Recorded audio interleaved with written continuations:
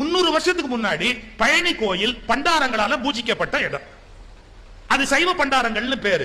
அந்த சைவ பண்டாரங்கள் பூஜிச்ச காலத்துல அது போகரால பிரதிஷ்டை பண்ணப்பட்ட சிலைன்னு தலவரலாறுல இருக்குது. சித்தர்கள் மரபுல ஆகமும் கிடையாது. அந்த பண்டாரங்கள் பூஜை பண்ண போது மதுரையில் இருக்கிற திருமலை நாயக்கருடைய தலவாய் ராமப்பையர்னு பேரு. ராமப்பையர்ங்கிறவர் கோயிலுக்கு பழனிக்கு போறாரு. பழனிக்கு கோயிலுக்கு போகும்போது அவருக்கு ஜாதி இடிக்குது. என்ன இடிக்குதுன்னா, நான் வசந்த ஜாதி, இந்த பண்டாரம் தாழ்ந்த ஜாதி, இவங்கிட்ட நான் விபூதி எப்படி வாங்குவேன் சார்? நான் என்ன கேட்கிறேன் நீங்க புரிஞ்சுக்கணும். என்னன்னா, இப்ப இருக்கிறவங்கள மாத்தினா ஆகமத்தை மாத்தாத, மரபை மாத்தாதன்னு 300 வருஷத்துக்கு முன்னாடி நீ மரபை மாத்தினியே, அது எந்த நியாயத்தோட சேர்த்து? 300 வருஷத்துக்கு முன்னாடி யாரை கேட்டு நீ மரபை மாத்தின?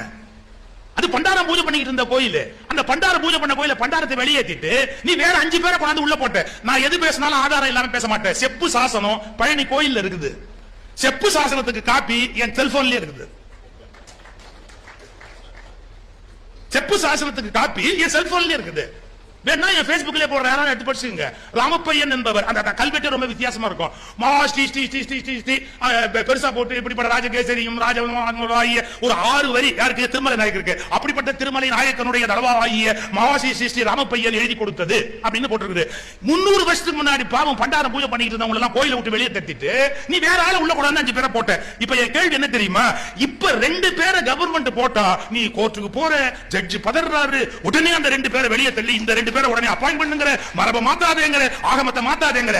யாரை கேட்டு 300 வருஷத்துக்கு முன்னாடி நீ பண்டாரத்தை மாத்துன?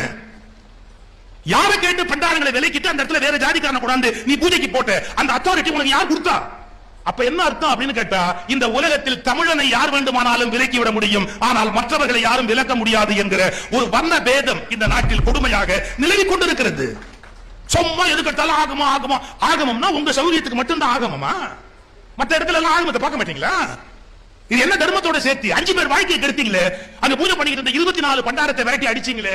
24 பண்டாரத்துக்கு ரூபாய்க்கு 4 காசு கொடுத்து வெளியே போக சொன்னீங்களே. என்ன கணக்கு அது?